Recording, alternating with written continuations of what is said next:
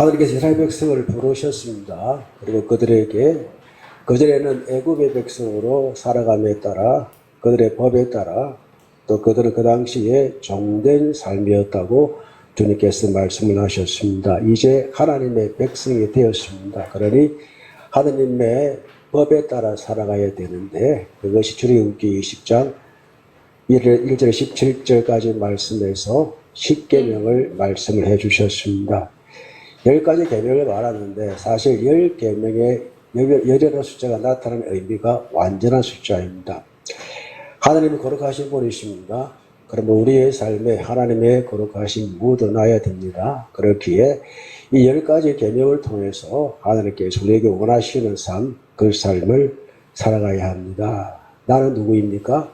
예수 믿는 사람들입니다. 예수는 누구십니까? 우리를 모든 죄악 가운데에서 구원해 내시려고 십자가에 못 박혀 죽으시고 피 흘리시고 사흘 만에 다시 살아나셔서 우리에게 부활의 소망을 주신 분이 우리 예수님이십니다.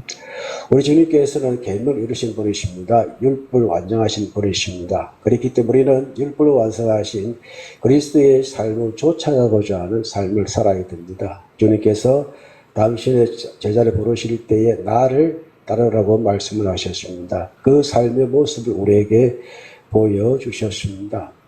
계명을 이루신 우리 예수님, 또 그 계명을 우리에게 또 지키라고 말씀하신 우리 예수님.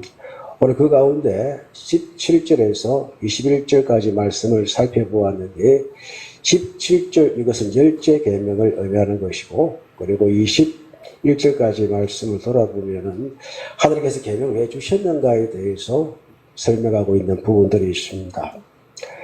내 이웃의 집을 탐내지 말라. 내 이웃의 아내나 그의 남종이나 그의 여종이나 그의 소나 그의 낙이나 물은 내 이웃의 소유를 탐내지 말라. 이 말씀을 보니까 그 당시에 문화가 농경사회였다는 것을 알 수가 있고 또 그에 따라 목축업도 함께 했던 그의 사회성을 알 수가 있고요. 오늘날 우리가 살아가는 이 삶을 통해서는 이 문화에 따라서 기본적인 생존에 따른 우리의 삶이 어떻게 나타나야 하는가라는 사실을 우리가 알아야 합니다. 성령의 9가지 열매를 아십니까? 우리는 성령의 사람이라고 믿습니까? 이 열매가 우리에게 나타나야 되는 것이 당연한 것입니다. 특별한 것이 아닙니다. 예수 믿는 사람은 특별 은총을 많이 이야기하는데 그 특별 은총을 우리가 받은 사람이라면 그 특별한 은총대로 살아가야 되는데 그 특별 은혜, 특별 은총을 주장하시고 나타내시는 분이 우리 의지가 아니라 성령 하나님께서 하시는 일들입니다. 그래서 사도 바울은 성령을 말씀하고 계시고 주님께서 내가 너에게 보내실 성령을 말씀을 하고 있습니다. 성령의 사람, 성령으로 사는 사람, 또 성령으로 하나님의 거룩하신 의지를 드러내는 사람이 바로 그리스도인 우리가 되어야 합니다. 이 마땅해야 될 우리의 삶의 모습인데 성령 열매를 다 아시죠? 사랑이 있고 희락이 있고 화평이 있고 오래 참음이 있고 자비가 있고 양선이 있고 충성과 있고 온유가 있고 절제가 있습니다. 그런데 가장 중요한 것이 무엇일까라는 다 중요한데 이 9가지 열매를 완성하는 것이 있다면 절제입니다. 저는 이 절제가 얼마나 중요한지 이 절제가 우리가 성령 열매를 이루고자 하는 가장 큰 중요한 요소가 되는 것. 믿음, 소망, 사랑 가운데 제1은 사랑이라고 했습니다. 믿음과 소망을 이루기 위해서 가장 필요한 것이 사랑이기 때문에 사랑을 강조한 것입니다. 그리고 성령 열매도 9가지가 다 중요한 것인 이 9가지 나머지 8가지를 완성하는 것이 절제라는 것입니다. 사랑도 절제에 따라야 합니다. 우리의 희락도 기쁨도 절제가 따라야 됩니다. 우리가 오래 참는 것과 자비와 양선, 충성, 온유 이 모든 것이 절제로 완성되어지는 것입니다. 절제가 영어로 컨트롤이잖아요. 그렇죠? 이게 아리스토텔레스는 중용이라고 하는데 우리가 아무리 기뻐도 그 기쁨이 남의 기쁨이 되어질 경우에는 우리는 상대방의 아픔을 이해하지 못하는 그래도 절제하게 우리가 기쁨을 나타내야 되고 우리의 친절도 마찬가지로 과도한 친절 우리의 불편하게 만들잖아요. 이런 것들 그래서 성령의 사람은 절제를 하는 사람입니다. 그동안 우리가 말씀을 보니까 맨 마지막 10계명 가운데 맨 마지막 10번째 계명이 탐심에 대한 내용이 되는 것입니다. 그리고 이 탐심이 얼마나 중요한지를 우리에게 말씀하시는 것인데, 이 탐심이 나머지 9가지 계명을 이루어내는, 또 그 완전하게 만드는 결과물을 나타내는 것입니다. 그 이전에 하나님께서 이 10가지 계명을 주신 이유에 대해서 함께 말씀을 봤는데, 18절 말씀 봅시다. 뭇 백성이 우레와 번개와 나팔 소리와 살의 연기를 본지라 그들이 볼 때에 떨며 멀리 서서, 하나님의 임재의 현장이잖아요. 이때까지 보지 못했던 하나님의 거룩함의 임재, 그것이 아주 두려움을 느낄 정도로, 우리 모세가 하나님을 처음 만날 때가 어떤 장면이었나요? 떨기나무에 불로 나타나신 하나님. 여러분 쉽게 보셨습니까? 찰떡했었더니 호렙산에서, 시내산에서 십계명 받을 때에 불이 나타나잖아요. 그래서 하나님께서 음성을 내시니까 불이 나타나서 계명을 다 이렇게 이제 찍어가는 모습이, 조금 영상 올리려고 했는데 오늘 가야 되기 때문에 영상은 여러분 한번 찾아보십시오. 그래서 이제 이 우레란 말은 이제 소리라는 뜻입니다. 우리가 천둥 소리 아시잖아요.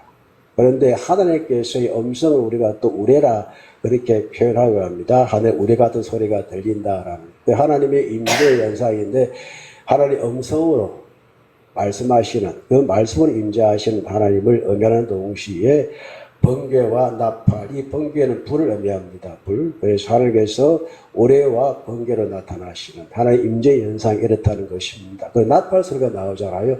연기가 나오잖아요. 나팔은 뭘 의미합니까? 소리를 말합니다. 그 소리가 마치 무슨 소리와 같았다는 것입니까? 나팔 소리 같다. 황소 뿔나무, 이제 부흥 소리 나는 그 나무 있잖아요. 이스라엘 사람들이 여호와의 임재를 표현하기 위해서 제사장들 가운데 나팔 부는 사람이 있었습니다. 그 소리를 의미하는 것이고, 불이 있는 곳에 반드시 무엇이 있습니까? 연기가 있습니다. 구약에 정말 연기가 가득하잖아요. 그것은 하나님의 임재를 말하는 것입니다. 그렇게 이 십계명을 누가 주시다는 것입니까? 하나님이 친히 주신 하나님의 말씀이 되는 것입니다. 그것을 볼 때에 이스라엘 백성들은 떨었습니다. 그 현장을 보니까 너무나 이제 놀랍고 두렵습니다. 그래서 이렇게 말합니다. 모세에게 이르되 당신이 우리에게 말씀해 달라고 이야기합니다. 하나님 직접 우리에게 말씀하지 않기를 모세에게 구하는 것이고, 대신 모세 당신이 받아서 우리에게 말해달라고 합니다. 무엇을 의미합니까? 어느 누가 여기 하나님 앞에 당당히 다스릴 사람이 없습니다. 그렇기에 중보자가 필요합니다. 구약시대에는 모세가 중보자가 되었지만 신약시대에 주님께서 오신 후에는 우리의 중보자는 누구입니까? 예수 그리스도가 되는 것입니다. 여러분 기도하실 때 예수님으로 기도하잖아요. 그래서 우리의 천하의 유일하신 구원하실 이름, 예수의 이름 우리에게 주신 것입니다. 익두스라는 이제 헬라의 물고기 형상의 익두스라고 있는데, 그게 예수는 그리스도시요 살아계신 하나님의 아들이십니다. 그 고입니다. 그리고 구약 로마 시대 때 익두스, 이 물고기 표시를 통해서 당신이 예수님 사람이냐라고 서로 이제 소통하는 그런 하나의 비밀 표식이 되어졌던 것입니다. 많은 사람이 이렇게 이야기합니다. 하나님 보여달라고 말합니다. 그러면 예수 믿겠다고 합니다. 하나님 직접 보면 어떻게 될까요?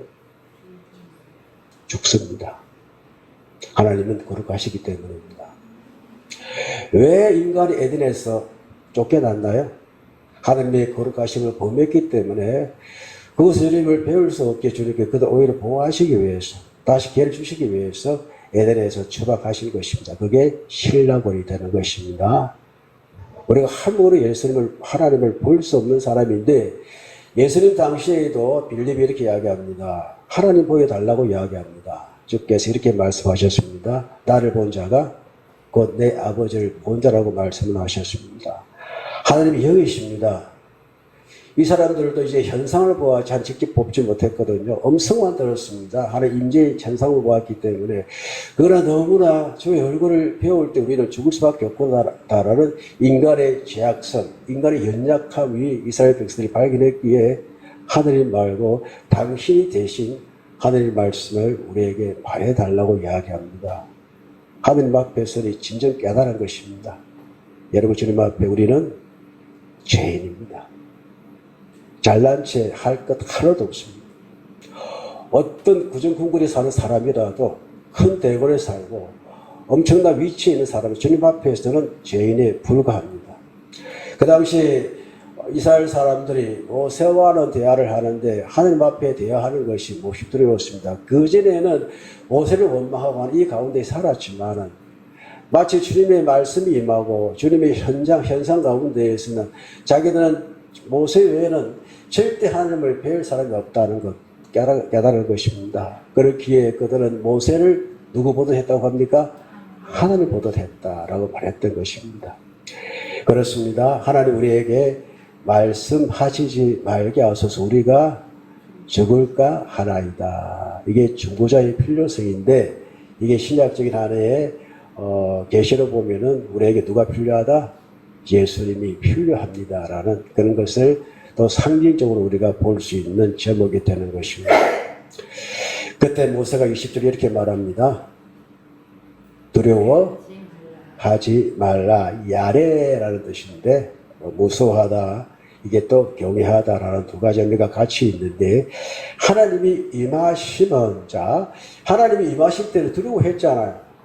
무서워했잖아요.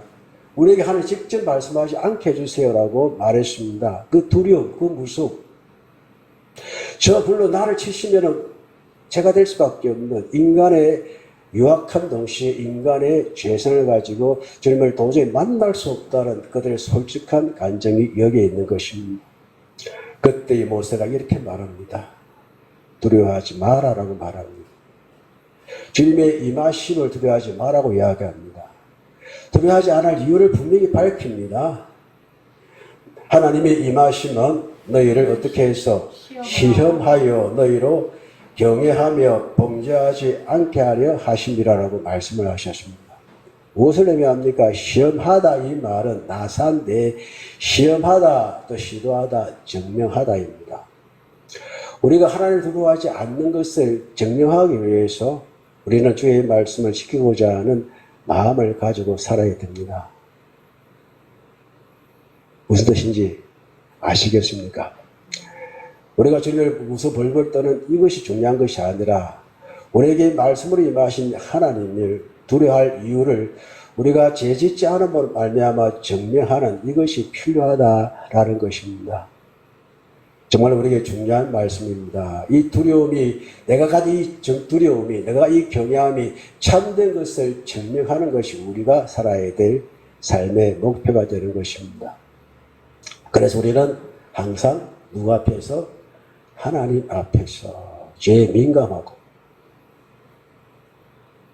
하나님의 말씀에 민감하고 나의 삶이 주의 말씀과 같이 주의 말씀하신 대로 살아가고 있는가를 항상 말씀을 통해서 점검하고 그 점검에 따라 성경에서 우리에게 회개의 양심을 주시고 그 회개할 수 있는 그런 능력을 가진 자가 여러분과 제가 되기를 축복합니다. 이것이 믿는 사람입니다. 여러분 하나님 눈에 보이십니까? 안 보입니다. 저도 한 번도 보지 못했습니다. 꿈에서나마 보지 못했습니다. 옛날에 우리 교회에서 김영동 목사님이 주여 꿈에서라도 나타나 주시고 꿈에서 보면은 그 꿈이 악몽이 될 것입니다. 왜? 우리는 죄인에 불과하기 때문에. 그러니 하나님 우리가 말씀을 통해 주님을 만나는 것인데 그래서 그 말씀을 통해서 내가 어떤 삶을 살아야 되는가? 어떻게 해요? 범죄하지 않게 하기. 그래서 제가 얼마나 무서운지 제가 얼마나 두려운지를 알아라는 것이 오늘 우리에게 주신 말씀이 되는 것입니다. 이 말씀을 하고 나서 백성은 멀리 서 있고 모세는 하나님에 계신 흑암으로 아라펠이라고 하는데 이것은 하나님이 자신을 감추신 모습을 말합니다. 왜 감추실까요? 이스라엘 백성이 뭐라고 했나요? 우리에게 직접 말씀하시면은 우리가 죽을 까라이다. 그들의 두려움을 주님께서 멈추심으로 자신을 감추심으로 하나님의 자비하심을 보여주신 장면이 되는 것입니다. 이 하나님이 우리의 하나님 되십니다. 우리의 죄에 대하여 아시지만은 그러나 당신 이 하나님의 하시를 감춰주심으로 회복할 수 있는 그런 길들을 항상 열어가시는 분이 우리 하나님 되십니다. 그리고 이제 17절 오늘 전하고자 하는 말씀 여기에 있습니다. 말씀 주신 목적이 있는데 계명의 10번째 계명을 살펴보고자 하는 이유가 있습니다. 다시 17절 읽어볼까요? 내 이웃의 소유를 탐내지 말지니라. 그리고 내 이웃의 아내나 그의 남종이나 그의 여종이나 그의 소유나 그의 낙이나 물은 내 이웃의 소유를 탐내지 말라. 탐심의 문제입니다. 여기 탐내지 말라라는 것은 하마다라는 뜻인데 몹시 바라다, 탐내다, 기뻐하다라는 뜻입니다.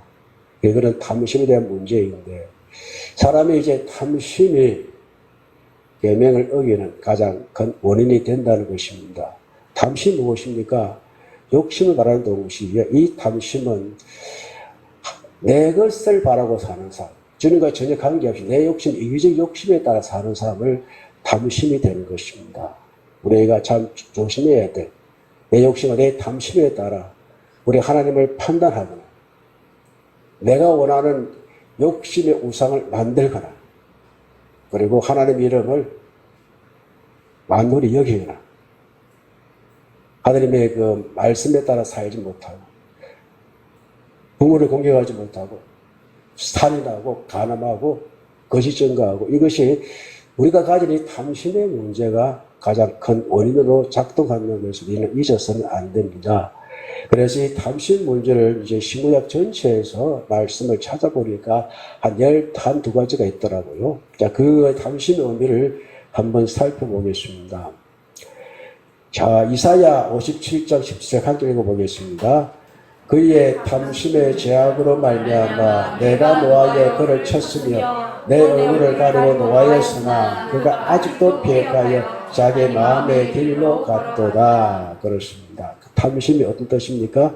배차락해가지고 폭력에 의한 시도, 불의한 이득을 말합니다. 이것이 하나님께서는 죄라고 말씀을 하십니다. 주님 노하셨습니다. 내 얼굴을 가리고 노하셨다고 말씀을 하셨습니다. 그러나 그가 아직도 이스라엘 백성을 말합니다. 패역하여 자기의 마음의 길로 걸어갔도다 라는 말씀이 되는 것입니다. 여러분 우리가 만나는 사람들이 이적이 많나요? 아니 이타적이 많나요? 이기적인 사람이 많나? 인간의 본성이 이기적입니까? 이타적입니까? 이기적입니다. 저도 이기적입니다. 그러나 주님 우리에게 뭘 가르치셨나요? 하나님 세상을 이처럼 사랑하사 독생자를 주셨으니. 오늘 13일날 지난주에 강구했는데 13일 바로 일주일 후에 가신다 하기에 왜 그래 급하게 가시지? 우리 박봉우 지사를 모시고 간다고. 야, 우리 좀 이타적이구나. 저는 이제 3주째나 가는가 싶었는데 바로 일주일 내에 가신다 하기에 무슨 일이 있나 싶었는데 이유를 알아보니까 우리 박 집사님 그때 시간이 나신다 해가지고 우리 교회는 이타적 진짜 예수님을 닮아가는 삶을 살고 있는 거야. 할렐루야. 평생 그래서 합시다. 여기 모인 우리들 그렇게 삽시다. 그게 예수 믿는 사람의 근본이고 기본입니다. 모든 사람이 자기의 이익을 따라 살아간다 하더라도 그걸 위하여 폭력을 행사하는 그런 이득을 가지고 그것이 성공이라고 외치는 사람들이 많다더라도 우리는 그렇게 살아야 하는 그 사람의 욕심에 따라 그것이 폐역의 길이라고 말씀을 하셨고 자기의 마음의 길이라고 말씀을 하셨습니다. 이것 때문에 이스라엘은 패망했습니다. 다시 저기 고향으로 쫓겨나갔고 종살하였고 포로 생활을 70년 한 후에 돌아왔지만 다시 물질에 매여서 그의 폭력선을 말미암아 2000년간 나라를 잃어버리는 그런 삶을 살았던 이들이 바로 이스라엘 백성들입니다. 이게 신약 구약에 나타난 이제 폐역이란 탐심의 첫 번째 말씀이 되는 것이라면 신약에 탐심의 문제가 많이 있는데 자 12절 누가복음 11절 15절 같이 읽어보겠습니다. 저가 모든 탐심을 물리치라. 사람의 생명이 그 소유에 넉넉한 데 있지 아니하리라. 자, 탐심이 플레오넥시아라고 해가지고 탐심, 탐욕, 서러움. 그것이 소유에 대한 탐심을 말합니다. 소유. 보는 사람들이 가지고 싶은 욕망이 있잖아요. 그게 탐욕이 되어서는 안 되고 탐심으로 이루어지는 것이 되면 안 된다는 말씀이 있는데 이게 앞에 배차라는 폭력을 위한 취득, 불의한 이득을 말하는 것입니다. 여러분, 저거 얼마 해놓으셨습니까? 전부 다 빚쟁이시죠. 그래, 여러분, 돈 버는 사람이 더 많은 욕심을 부리셔. 그게 폭력적인 행위를 말미암아 남을 밟고 인하여 이제 그 소유의 넉넉함을 이렇게 이루고자 하는 사람들. 그러나 사람의 생명이 소유의 넉넉함에 있지 않다라고 주님께서 말씀을 하셨습니다. 그것에 많은 사람이 희생당해도 그 사람의 생명에 대해서는 경시하는 그 풍습이 어디에 있나요? 자신의 소유의 넉넉함을 따라가는 사람들을 말하는 것입니다. 로마서에는 두 개의 말씀이 있는데 그 하나의 말씀 찾아보았습니다. 로마서 7장 7절. 우리 여기 공지집사 읽어보십시오. 앞에 읽으시면 됩니다. 그런즉 우리가 무슨 말을 하리요? 율법이 주냐? 이럴 수 없느니라. 율법으로 말미암지 않고 내가 죄를 알지 못하였습니다. 곧 율법이 탐내지 말라 하지 아니하였더라면 내가 탐심을 알지 못하였습니다. 예, 율법이 무엇이요? 탐내지 말라. 열 번째 계명이잖아요. 율법은 완성되어졌는데 그 율법이 우리의 마음속에서 우리의 삶에 나타나야 되는 하나님의 말씀이 되는 것입니다. 그러니까 율법이 탐내지 말라 했기 때문에 우리가 그 말씀을 통해서 우리가 탐심을 알게 된다는 것입니다. 하나님 말씀은 깨닫도록 하는 것입니다. 탐심이 잘못되어졌다는 것을. 갈라디아서 5장 24절 우리 백지사님 읽어주실래요? 그리스도 예수의 사람된 육체와 함께 그 정욕과 탐심을 십자가에 못 박았느니라. 그리스도 예수의 사람들은 육체와 함께 그의 정욕과 무엇을? 탐심을 뭐라고 원어가 되어 있나요? 에피디메오. 이거는 이제 동사형입니다. 에피디미아라는 것인데 무엇을 의미합니까? 욕구하다, 원하다, 탐내다. 이것이 10계명, 10번째 계명에 나타나는 몹시 원하는 그런 탐심을 말하는 것입니다. 에피디메오. 그래서 이것은 충동, 욕망, 갈망을 말합니다. 그것을 우리는 십자가에 못 박았습니다. 그러니 우리는 이 죽음의 세계, 죄의 세계로 돌아가면 안 됩니다. 이 말씀을 하시는 겁니다. 골로새서 3장 5절 말씀 우리 배집사님 아니면 양집사님 두 분 중에 한 분 읽어주세요. 그러므로 땅에 있는 지체를 죽이라. 곧 음란과 부정과 사욕과 악한 정욕과 탐심은 우상 숭배이니라. 아멘. 탐심 플레오넥시아라고 이제 탐심은 플레오넥시아라고 이제 많이 번역된 동시 에피디미아라는 두 가지 단어가 함께 쓰여지고 있는데, 자, 땅에 있는 지체를 죽여야 될 것들이 있는데 그 가운데 가장 중요한 것이 탐심입니다. 탐심은 무엇이라고요? 우상 숭배라. 왜 우상 숭배합니까? 탐심하기 때문에. 탐심도 우상 숭배하는 것입니다. 플레오넥시아가 뭡니까? 폭력적인 이득을 취한 것을 말합니다. 소유의 넉넉함에 따라 살아가고자 하는 사람들을 말합니다. 그리고 이제 데살로니가전서 2장 5절 우리 박봉건 집사님 읽어주세요. 너희도 알거니와 우리가 아무 때에도 아첨하는 말이나 탐심의 탈을 쓰지 아니한 것을 하나님이 정언하시려니라. 아멘. 우리가는 누구입니까? 바울과 그의 복음의 동력자들. 그 당시에 사람들은 이 바울과 그 동력자들에 의해서 욕심이 많다, 탐심한다 이런 말을 했습니다. 그걸 통해서 고린도 교회 성도들이나 그 지역의 데살로니가 성도들에게 이해시키려고 했습니다. 사도 바울은 우리는 탐심의 탈을 서지 않았다는 것. 교육자가 탐심에 따라 산다는 것은 오히려 그것 때문에 성도의 신앙이 주님과의 관계가 깨어져 버립니다. 그렇게 우리는 탐심의 탈을 서지 않았다. 그걸 누가 하신다? 하나님이 하신다. 하나님 앞에서. 목사는 물론 성도 여러분도 이와 같은 땅의 것을 죽이는, 탐심을 죽이는 그와 같은 우리의 삶이 되기를 축복합니다. 베드로후서 2장 3절 말씀 박계순 집사님 읽어주세요. 그들이 탐심으로써 지혜는 말을 가지고 너희로 이득을 삼으니 그들의 심판은 옛적부터 지체하지 아니하며 그들의 멸망은 잠들지 아니하느니라. 베드로서 2장 3절 거짓 선자를 말하는 것이죠. 오늘날 이단들을 말하는 것이죠. 오늘날 잘못된 목자들을 말하는 것이죠. 탐심에 따라 성도들의 자기 유혹에 자기의 탐심으로 삼아가는 사람들이 있다. 그러나 그들은 멸망은 잠들지 아니한다. 하나님은 알고 계시고 보고 계시고 듣고 계신다는 것입니다. 그렇게 여러분 세상 사람들이 또한 잘못된 이제 목회자나 잘못된 사람들이 한 그 행동에 대해서는 하나님께 맡기를 축복합니다. 주님께 알고 계세요. 그렇게 하나님께 하신다는 말씀이고, 이제 우리 마지막에 야고보서 1장 15절 우리 김경애 집사님 읽어주세요. 욕심이 잉태한 적 죄를 낳고 죄가 장성한 적 사망을 낳느니라. 아멘.